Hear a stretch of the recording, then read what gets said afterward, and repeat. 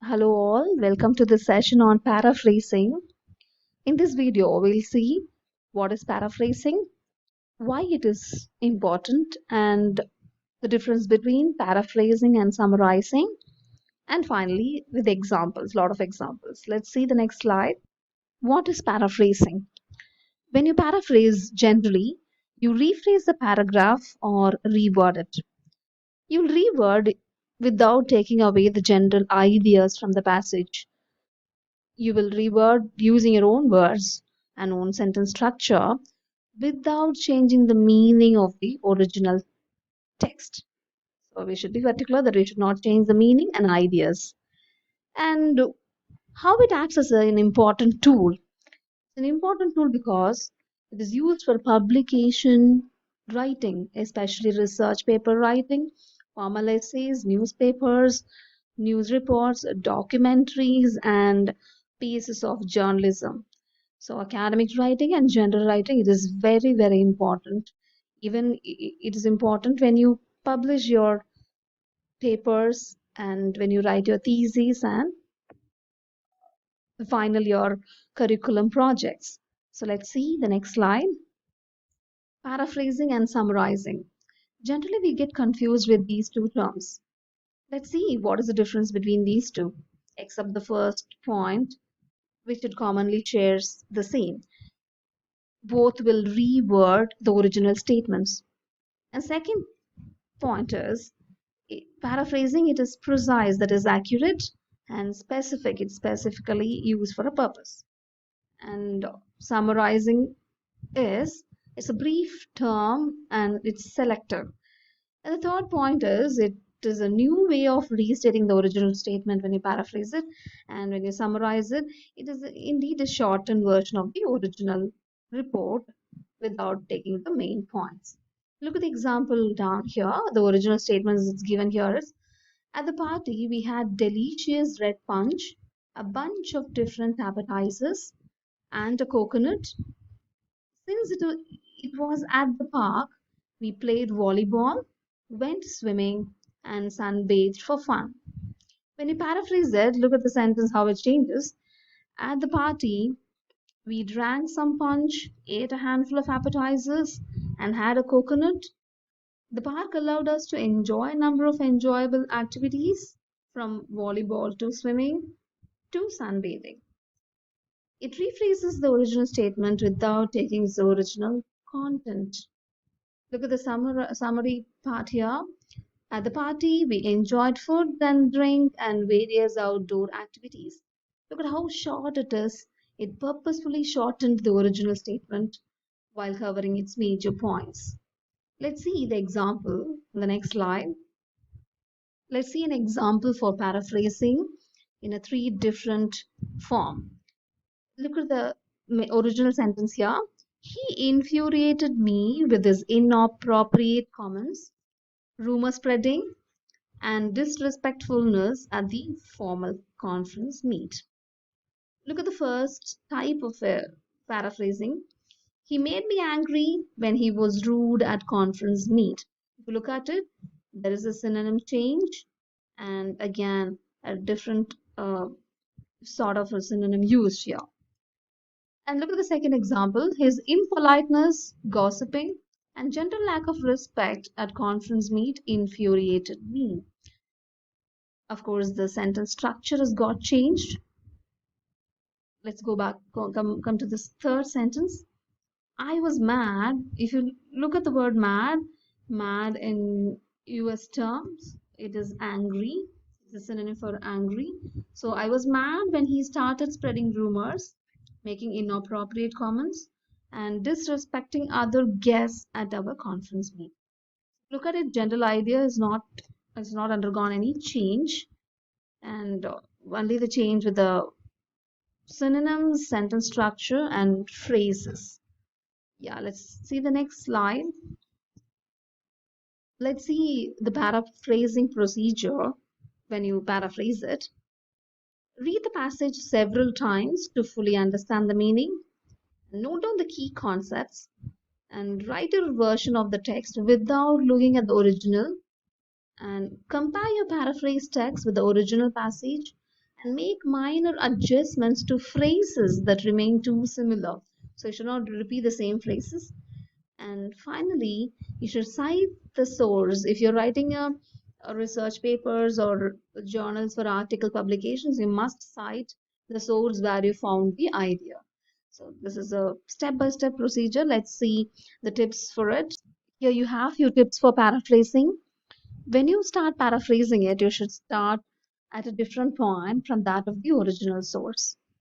Different point in the sense you should have a different sentence construction or a verse to start from the original source. And you should use synonyms for the given word. A synonym in the sense you know that it's a meaning, and change the sentence structure. It should change the sentence structure either from active to passive voice or passive to active voice. And finally, break the information into separate sentences. You should not have the sentences bulk, you should have a break in between. Yeah, let's see in the next slide an example for it. In general, we have four different types of paraphrasing. The first one is change of parts of speech. Hope you know what is parts of speech. No, it includes noun, verb, adjective, and adverb, and so on. Look at the original sentence here. The boy quickly ran across the finish line, seizing yet another victory. When you paraphrase it, look at the change in the parts of speech. The quick boy seized yet another victory when he ran across the finish line. If you look at the word quickly, it's changed into quick, the adverb into adjective, and seized. Seizing is a gerund and it's changed into a verb seized. And when is used as a connector to convert the phrase into a combined sentence. Let's see the next example of for the next type. The second type of paraphrasing is change of structure. Sometimes when you paraphrase it, you'll have to change the structure from active to passive voice and vice versa. And this is used generally to reflect the writer's interpretation of the original code. So we'll interpret generally the code converted. So when we paraphrase the code, we use it this type. And look at the original sentence here. Kitties were adopted by numerous kind souls at the kitty drive. Here it is in passive form. It's converted into active form. Look at the sentence construction in paraphrasing. Many kind souls adopted kitties during the kitty drive. As we generally have rule to convert active to passive and passive to active, we have object in the place of subject, kind souls is changed into subject place, and where adopted, the verb change in the passive form is changed into active form adopted. Yeah, let's move on to the next example. In this type of reduction of clauses paraphrasing, we can take away the unnecessarily confusing number of clauses from the original sentence, and in that place we can include phrases in order to explain the meaning clearly. Look at the example here. While I understand where you are coming from and truly respect your opinion, I wish you would express yourself more clearly like John does. In this original sentence, if you try to look at the opinion, it's tough. Look at the paraphrasing sentence. I understand where you are coming from and respect your opinion, but I wish you would be more like John and express yourself more clearly. If you look at the example more clearly, you can see the difference of clauses and phrases used in this sentence. Let's move to the next slide. In this last type of synonym replacement, it is the simplest form of paraphrasing. You can easily paraphrase it by using similar words and the meaning of it. Look at the example here. The older citizens were honored with the parade for those once in the military. When you convert that into a paraphrase, the senior citizens were honored with a march for veterans. Now, in the place of older citizens, we're using senior citizens, and parade instead of parade, march. Instead of ones in the military, and the simplified form of it, the veterans, the easy to understand, the veterans. Let's see the next slide for a few more examples. Let's see a few more examples on paraphrasing a sentence. Look at the first one. Giraffe is like acacia leaves and hay, and they can consume 75 pounds of food a day. If you see the original text, I've underlined the key words which will not undergo any change when you convert it into paraphrase. Look at it. A giraffe can eat up to 75 pounds of acacia leaves and hay daily. So there are choice of words used particularly to indicate the specific information. Look at the second example. Symptoms of influenza include fever and nasal congestion.